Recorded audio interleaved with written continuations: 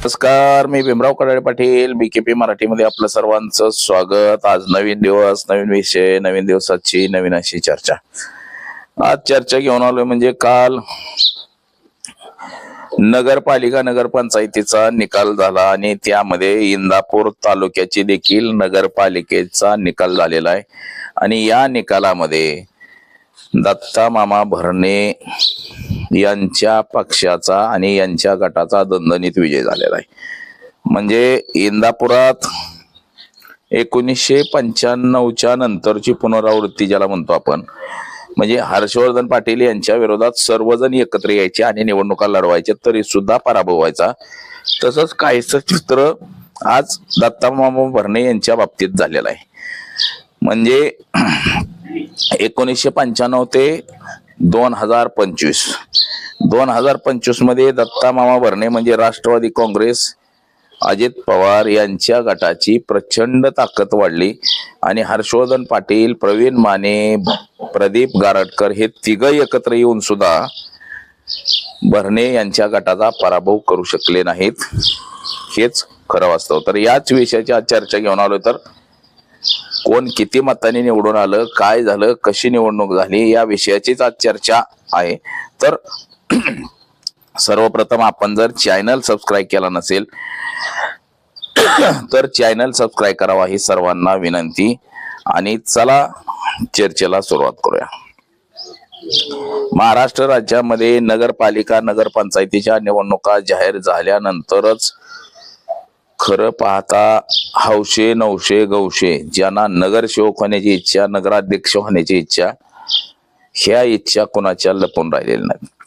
आता या निवडणुकीमध्ये अनेक नवखे उमेदवार देण्यात आलेले होते तरी सुद्धा ते भरघोस असं मताने विजय झालेले आहेत मित्रांनो.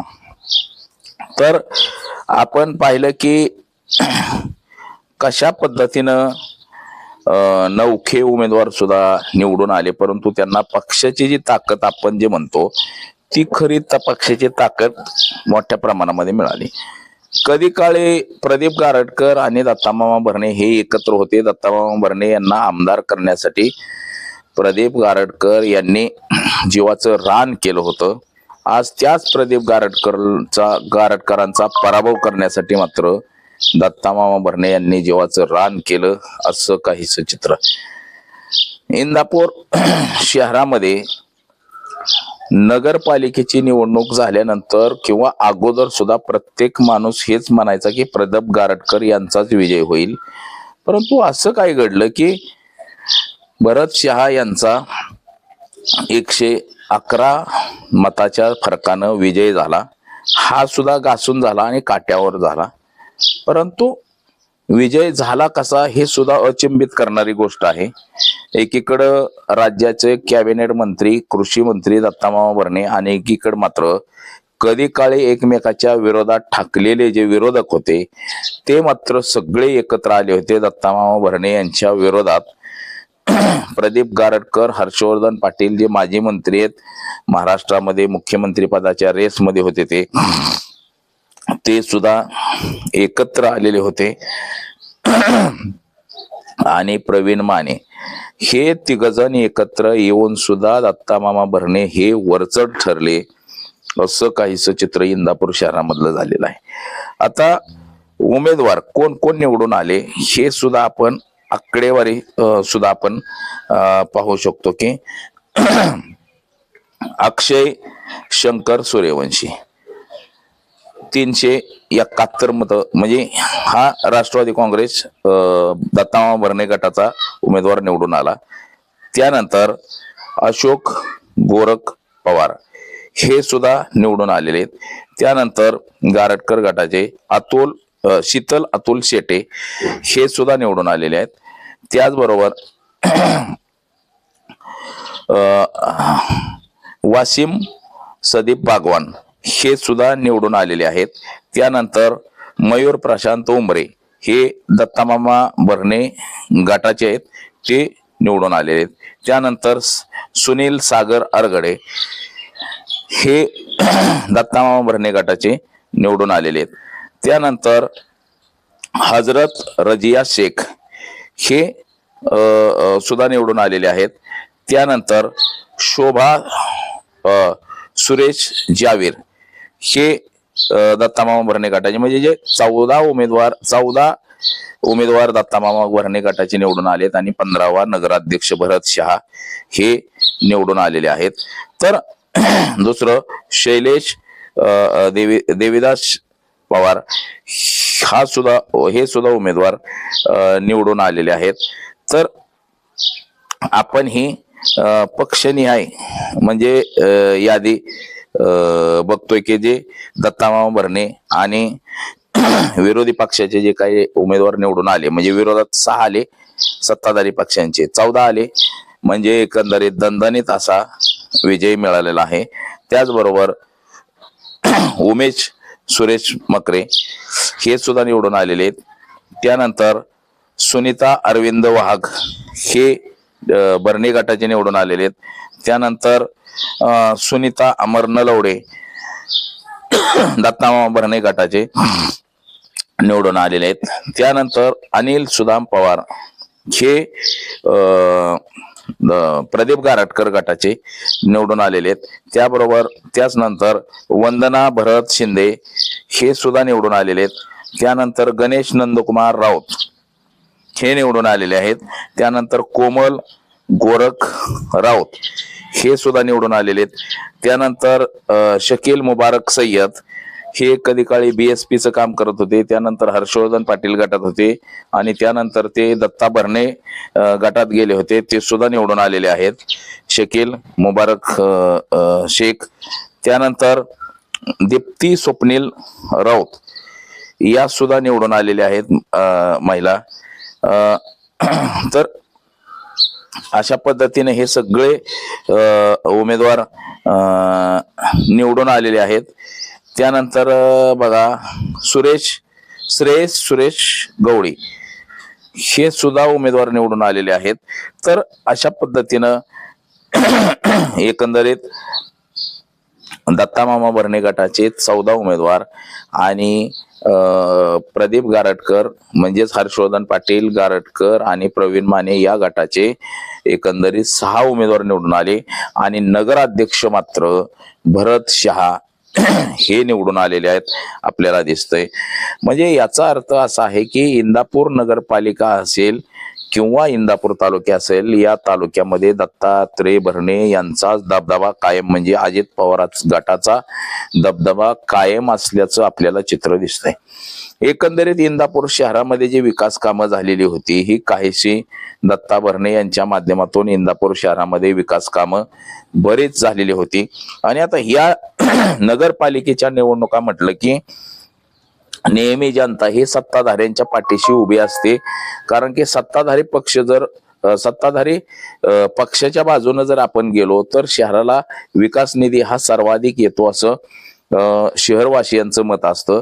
अशाच पद्धतीनं ज्या महाराष्ट्रातल्या सुद्धा सगळ्या नगरपालिका नगरपंचायतीच्या निवडणुका झालेल्या आहेत, याच्यात सुद्धा सत्ताधारी पक्षालाच सर्वाधिक जागा मिळालेल्या आहेत. याचा अर्थ असा आहे की लोक सत्तेच्या पाठीशी उभा राहतात, असाच याचा अर्थ होतोय. परंतु इंदापूर शहराचं गणित मात्र फार वेगळं असतं. इंदापूर शहरामध्ये सुद्धा कधी काळी विरोधात असणारा तालुका आज सत्ताधारी पक्षांच्या बाजूने जाताना आपल्याला दिसतोय. आता याचा परिणाम येणाऱ्या जिल्हा परिषद पंचायत समितीच्या निवडणुकीवरती सुद्धा थेट पडू शकतो, कारण की थोड्या दिवसातच इंदापूर पंचायत समिती आणि जिल्हा परिषदेच्या निवडणुका जाहीर होतील. यामध्ये सुद्धा दत्तात्रय भरणे यांचा पॅनल म्हणजेच अजित पवार गटाचा पॅनल राहील आणि विरोधात मात्र हर्षवर्धन पाटील, प्रवीण माने आणि पुन्हा प्रदीप गारटकर हे तिघजण मिळून पॅनल करतात की काय, अशी तरी सध्याची तरी स्थिती निर्माण झालेली दिसते. म्हणजे विरोधकांना जर आपल्याला कुठंतरी काय पाय रावायचे असतील तर एकत्र येऊनच निवडणुका लढवाव्या लागतील, असंच काहीसं चित्र आपल्याला सध्या तरी दिसतंय. म्हणजे एकत्र आलो तरच आपले उमेदवार निवडून येतील, अन्यथा उमेदवार पराभूत होतील अशी भीती आता विरोधकाच्या मनात दास्तावलेली आहे. आता सत्ताधारी बाजूने मात्र उमेदवारांची रीग लागलेली आपल्याला दिसणार आहे की प्रत्येक जण तिकीट मागणार का तर निवडून येण्याची गॅरंटी असल्यामुळं प्रत्येक जण तिकीट मागण्यासाठी पळताना आपल्याला दिसणार आहे. परंतु शहरातल्या निवडणुकीचं गणित वेगळं असतं आणि ग्रामीण भागाच्या निवडणुकीचं गणित वेगळं असतं. ग्रामीण भागामध्ये हा शेतकरी वर्ग कष्टकरी कामगार राहणारा असतो आणि शेतकरी कामगार कष्टकरी यांच्या साठी प्रयत्न करणारा नेता लोकांना हवा असतो. जसं की आता शेतकरी म्हणलं की त्यांच्या शेतीमालाला बाजार मिळाला पाहिजे. कारखानदारी समजा ऊस असतो शेतकऱ्याचा, ऊस जाणार ठिकाण म्हणजे कारखाना, तो कारखाना चांगल्या पद्धतीचा चालला पाहिजे. तो कारखाना ज्या पुढाऱ्याच्या ताब्यात आहे तो कसं चालवतो का ती संस्था अक्षरशः मोडून खातो हे सुद्धा शेतकरी बघत असतात. म्हणजे हर्षवर्धन पाटील यांचा 3 वेळा जो पराभव झाला, या कारखाना दूध संस्था शिक्षण संस्था ह्या ज्या कशा पद्धतीनं चाललेल्या आहेत हे आपण 15 वर्षामध्ये बघितलेलं आहे. आदरणीय शंकरराव बाजीराव पाटील यांच्या निधनानंतर या कारखानदारीचं काय झालं, कशामुळे तोट्यात गेल्या हे सुद्धा सभासद आणि शेतकऱ्यांच्या लक्षात आलं आणि त्याच्यामुळं हर्षवर्धन पाटील यांचा खरं पाहता 3 वेळा पराभव झाला.